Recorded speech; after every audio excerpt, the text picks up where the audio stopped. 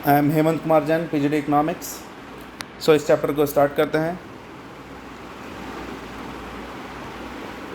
Central bank is the primary source of money supply in the economy. Central bank जो होते हैं वो currency issue करते हैं और उसे कंट्री में सर्कुलेट करने का काम करते हैं। Commercial banks are the secondary source of money supply. Why they are considered as secondary source? Because they do not issue the currency, but through the process of credit creation or money creation they can influence, they can affect the process of money supply in economy. Credit creation process is the backbone of economy. backbone इसलिए कहा जाता है because जितना भी development and growth का जो हम नज़ारा देखते हैं अपने आसपास में, वो इस क्रेडिट क्रिएशन प्रोसेस के ऊपर ही बेस्ड है। क्रेडिट क्रिएशन प्रोसेस के बारे में कुछ इंपॉर्टेंट फैक्ट्स हम यहाँ पर डिस्कस कर रहे हैं अभी। Number 1, credit creation process single banking system और मल्टीपल बैंकिंग सिस्टम दोनों में एक ही तरह से काम करता है। कॉमर्शियल बैंक्स जितने भी फंड्स उनके पास होते हैं सबको लोन की फॉर्म में डिस्ट्रीब्यूट नहीं कर सकता है। दे keep a certain part with themselves and remaining funds can be lent, loan दिए जा सकते हैं। डिमांड डिपॉजिट्स जो कॉमर्शियल बैंक्स के पास होती हैं, they are used by commercial banks for the credit creation, जिससे कि मनी सप्लाई इकोनॉमी में वो इन्फ्लुएंस करते हैं। कॉमर्शियल बैंक्स अपने एक्सपीरियंस से जानते हैं कि all the depositors will not come together and they will not withdraw their entire deposits at a time. So it is not necessary for the commercial banks to keep all the deposits with themselves. So they keep a certain part with themselves and remaining money, remaining funds, they can distribute as loan. Commercial banks do not lend in the form of cash. Cash की form में वो lend नहीं करते हैं। They distribute credit. It means they lend money in the form of credit entry. It means amount जो होती है loan की वो क्रेडिट कर दी जाती है बोरोअर्स के अकाउंट में। इसे सेकेंडरी डिपॉजिट्स भी कहते हैं। यहाँ क्रेडिट क्रिएशन प्रोसेस का एक छोटा सा शेड्यूल दिया गया है। अकॉर्डिंग टू दिस शेड्यूल हमने यहाँ रिजर्व रेशियो माना हुआ है 20%। इनिशियल डिपॉजिट मानी हुई है हमने 1000 रुपीज़। तो फर्स्ट राउंड या फर्स्ट स्टेप में कॉमर्शियल बैंक 20%, इट मीन्स 1000 का 20% मीन्स 200 रुपये अपने पास कैश रिजर्व्स की फॉर्म में रखते हैं और 800 रुपीज़ जो बचे हैं they can be distributed as loan in the form of credit entry. It means ये 800 रुपये जब लोन की फॉर्म में डिस्ट्रीब्यूट किए जाएंगे तो बोरोअर्स के अकाउंट में डाले जाएंगे, जिससे बैंक की प्राइमरी डिपॉजिट्स बढ़ेंगी। बैंक अगेन इनका 20% यानी 160 अपने पास रखेगा and remaining money 640 it can be distributed as loan in the form of credit entry, जिससे कि बैंक की प्राइमरी डिपॉजिट्स फिर से बढ़ेंगी। बैंक दोबारा उनका 20% रखेगा और बचा हुआ पैसा क्रेडिट एंट्री के थ्रू लोन्स की फॉर्म में डिस्ट्रीब्यूट कर सकता है। ये प्रोसेस जब तक चलेगा जब तक कि बैंकों के रिजर्व्स एग्जॉस्ट नहीं हो जाते हैं। बैंक टोटल इस प्रोसेस के माध्यम से, जबकि रिजर्व रेशो 20% है, 5000 का क्रेडिट क्रिएट कर सकता है। इसी शेड्यूल को एक्सप्लेन किया हुआ है यहाँ पर। 1000 रुपये प्राइमरी डिपॉजिट माने हुए थे, 20% रिजर्व रेशियो माना हुआ था।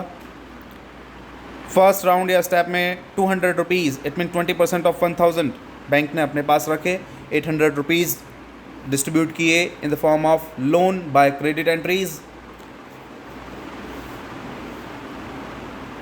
इसका मतलब था कि बैंक ने बोरोअर्स के अकाउंट में पैसा डिपॉजिट किया था। कॉमर्शियल बैंक्स अगले राउंड में 800 रुपीज़ का 20% अपने पास फिर से रखेंगे और बाकी पैसा क्रेडिट एंट्री की फॉर्म में, लोन की फॉर्म में डिस्ट्रीब्यूट कर सकता है। ये प्रोसेस रिजर्व्स एग्जॉस्ट होने तक, ख़त्म होने तक चलता रहेगा। यहाँ पर क्रेडिट मल्टीप्लायर का फार्मूला दिया हुआ है, that is 1 upon reserve ratio. ये इंडिकेट करता है कि रिजर्व रेशियो के कितने गुना तक, कितने टाइम तक क्रेडिट जनरेट की जा सकती है। तो हमने जैसे एग्जांपल में माना था कि 20% हमारा रिज़र्व रेशो है, तो 1 अपॉन 20% इट मीन्स 5, यानी कॉमर्शियल बैंक्स 20% रिज़र्व रेशो होने की कंडीशन में अपनी प्राइमरी डिपॉजिट के 5 गुना 5 टाइम्स तक क्रेडिट जनरेट कर सकते हैं। रिजर्व रेशो में 3 कंपोनेंट्स होते हैं, CRR, SLR एंड CDR। इनका डिस्क्रिप्शन अभी दिया गया है। क्रेडिट क्रिएशन टोटल कितना हो सकता है, primary deposits multiplied by credit multiplier. It means जैसा प्राइमरी डिपॉजिट हमने माना था 1000, क्रेडिट मल्टीप्लायर माना हमने यहाँ पर 5, तो commercial bank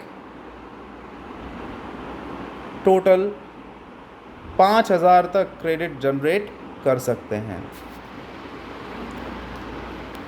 cash reserve ratio का डेफिनेशन दिया हुआ है, it refers to minimum ratio of banks total deposit, जो कि हर एक कॉमर्शियल बैंक को RBI के पास कैश की फॉर्म में रखनी होती है।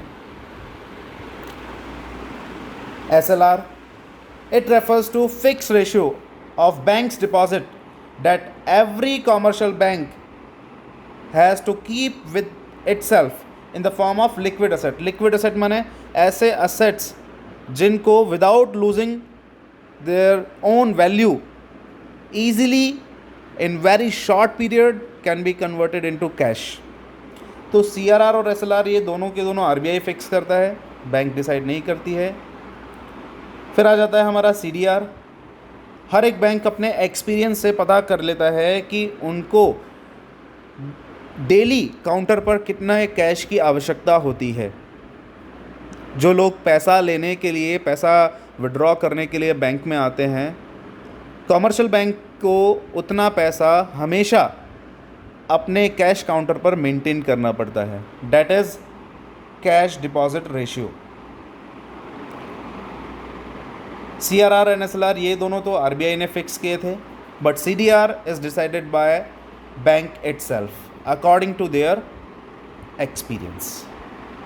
यहाँ पर credit multiplier and reserve ratio के बीच में रिलेशनशिप एक्सप्लेन किया हुआ है।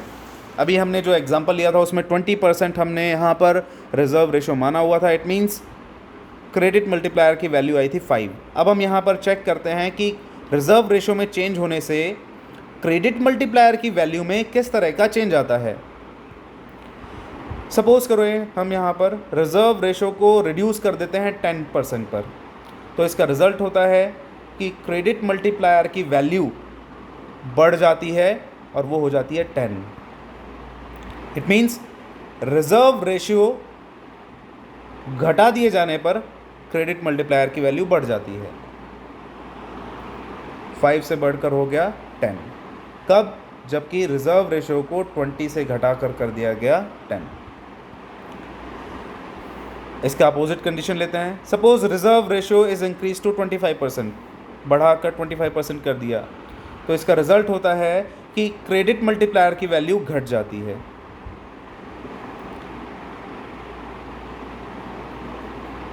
रिजर्व रेशियो 20% से बढ़ाकर किया 25%, तो इसका रिजल्ट हुआ कि क्रेडिट मल्टीप्लायर की वैल्यू 5 से घटकर रह जाती है 4। तो हम यहाँ पर reserve ratio and credit multiplier के बीच में रिलेशनशिप इस्टेब्लिश कर सकते हैं, that both have negative relationship. Reserve ratio बढ़ा देने पर क्रेडिट क्रिएशन का प्रोसेस रिड्यूस हो जाएगा एंड रिजर्व रेशियो इंक्रीज करने पर क्रेडिट क्रिएशन का प्रोसेस रिड्यूस हो जाएगा। Here some factors affecting credit creation process दिए हुए हैं। Number 1, availability of cash. अगर बैंक के पास ज़्यादा कैश अवेलेबल है तो क्रेडिट क्रिएशन का प्रोसेस भी ज़्यादा हो सकता है। और इसका उल्टा भी, यानी कम कैश अवेलेबल होगा तो क्रेडिट क्रिएशन का प्रोसेस भी कम होगा। रिजर्व रेशियोज़, अगर रिजर्व रेशियोज़ ज़्यादा हैं, CRR SLR ज़्यादा है, तो इसका रिज़ल्ट होगा कि क्रेडिट क्रिएशन का प्रोसेस कम होगा, और अगर रिजर्व रेशियोज़ कम हैं तो क्रेडिट क्रिएशन का प्रोसेस ज़्यादा हो सकता है। Higher CRR, lower credit creation. Number of borrowers, उधार लेने वाले लोग कितने हैं। अगर नंबर ऑफ बोरोअर्स ज़्यादा हैं तो क्रेडिट क्रिएशन का प्रोसेस भी ज़्यादा हो सकता है, एंड वाइस वर्सा, यानी बोरोअर्स कम होंगे तो क्रेडिट क्रिएशन का प्रोसेस भी कम होगा। इकोनॉमिक कंडीशन किस तरह की है। अगर इकोनॉमी में रिसेशनरी कंडीशंस हैं, माल ही नहीं बिक रहा है प्रोड्यूसर्स का, तो ऐसी सिचुएशन में क्रेडिट क्रिएशन का प्रोसेस स्लो हो जाएगा। एंड इसका उल्टा, अगर प्रॉस्पेरिटी है, इन्फ्लेशन आया हुआ है, तो उसका रिजल्ट होगा कि क्रेडिट की डिमांड ज़्यादा होगी, बिकॉज प्रोड्यूसर्स ज़्यादा प्रोडक्शन करना चाहते हैं। So this is the end of this chapter. I hope you will gain something from this. If you like, then subscribe my channel.